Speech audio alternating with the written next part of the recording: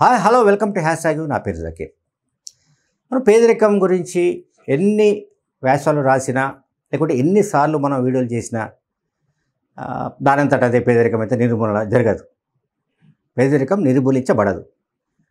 పేదరికాన్ని నిర్మూలించడానికి సంబంధించి అదొక బృహత్తర కార్యక్రమంలాగా చిత్తశుద్ధితో నిజాయితీతో ఏ ప్రభుత్వమైనా పనిచేస్తే దాన్ని ఎంతో కొంత తగ్గించడానికి వీలవుతుంది. పూర్తిగా ఎరాడికేట్ చేయడం సాధ్యం కాదు. పావర్టీ ఎరాడికేషన్ సాధ్యం కాదు. అయితే తెలంగాణకు సంబంధించిన ఒక ముఖ్యమైన విషయం నేను చెప్పాల్సుకున్నా. అంటే బీఆర్ఎస్ పార్టీ ప్రాపగండా విషయంలో అంటే ప్రచారం విషయంలో సూపర్ డూపర్. ఇంకా చెప్పాలంటే మనం కేసీఆర్ను మెగాస్టార్ అనొచ్చు, ఇంకేమైనా అనొచ్చు, సూపర్ స్టార్ కూడా అనొచ్చు. అంటే ప్రాపగండా పాయింట్ ఆఫ్ వ్యూ చెప్తున్నారు. ఎందుకంటే తాజాగా రేవంత్ రెడ్డి ప్రభుత్వం విడుదల చేసిన లెక్కల్లో ప్రభుత్వం చెప్తున్న లెక్కల ప్రకారం ఏంటంటే మనకు తెలంగాణలో జనాభా తెలుసు దాదాపు 4.5 కోట్లు ఉన్నట్టుగా ఒక అంచనా. ఓకే, 4,50,00,000 అనుకుంటున్నాము అప్రాక్సిమేట్గా అటు ఇటుగా. ఓకే, దీంట్లో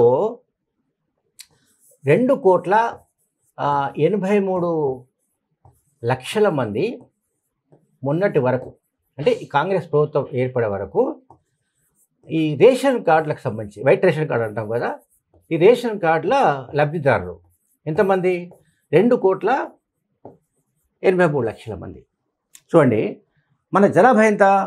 4.50 crores, అంటే 4,50,00,000 మంది టోటల్. సో దీంట్లో రేషన్ కార్డు నుంచి లబ్ధి పొందుతున్న వాళ్ళు ఎంతమంది అంటే ఆల్మోస్ట్ కాంగ్రెస్ రావడానికి ముందు వరకు కూడా దాదాపు మనకు ఇక్కడ 2,83,00,000 మంది ఉన్నారు. 2,83,00,000 మంది. Okay, right. ఇక నెక్స్ట్ సీన్ ఏంటంటే ఇప్పుడు ఈ దీంట్లో ఇప్పుడు తాజాగా 27 లక్షల మంది కొత్తగా చేరారు లబ్ధిదారులో. నేను చెప్పేది కార్డులు వేరు, ఇది వేరు. చాలామంది అర్థం చేసుకోవాలి. 27 లక్షల మంది కొత్తగా అర్హులుగా తేరారు. ఏది? రేషన్ కార్డులు పొందడానికి. అంటే రేషన్ కార్డులకు సంబంధించి ఒక దాన్ని ఏమంటారు, ఈ కాంగ్రెస్ ప్రభుత్వం ఒక ప్రక్రియను ప్రారంభించింది. అంటే అర్హులు ఎవరు ఏమిటనే దానికి సంబంధించిన ఒక ప్రాసెస్, సర్వే అనండి లేకపోతే వాటెవర్. ఆ ప్రాసెస్లో దాదాపు 27 లక్షల మందికి పైగా మళ్ళీ అర్హులని తేలింది.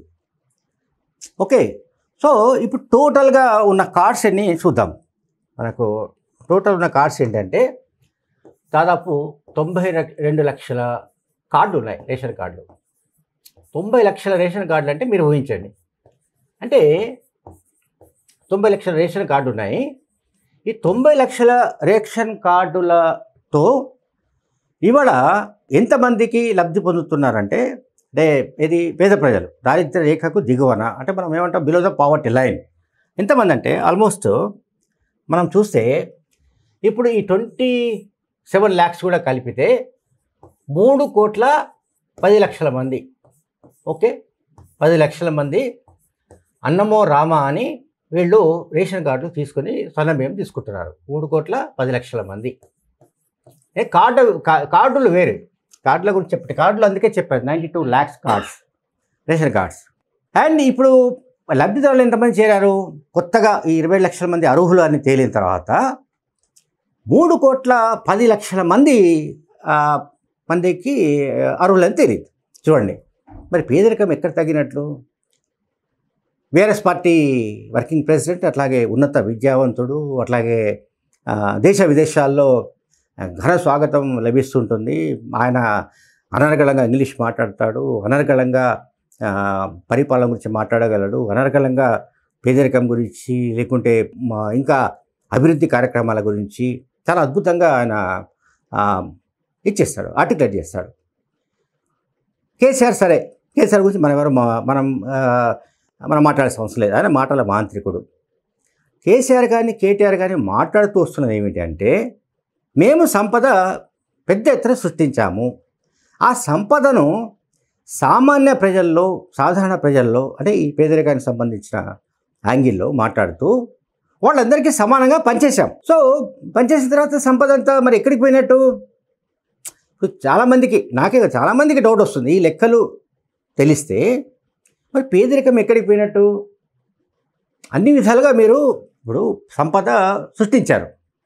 7 లక్షలు 6 లక్షల కోట్లు సంథింగ్ వాట్ ఎవర్ మీరు తీసుకొచ్చారు, అప్పు తీసుకొచ్చాము, సంపద సృష్టించాము, సంపదను పంచామని చెప్తున్నప్పుడు పేదరికం మరి ఈ స్థాయిలో ఎందుకున్నట్టు? స్టిల్ 3,10,00,000 మంది ఇవాళ రేషన్ కార్డులపై ఎందుకు ఆధారపడుతున్నారు?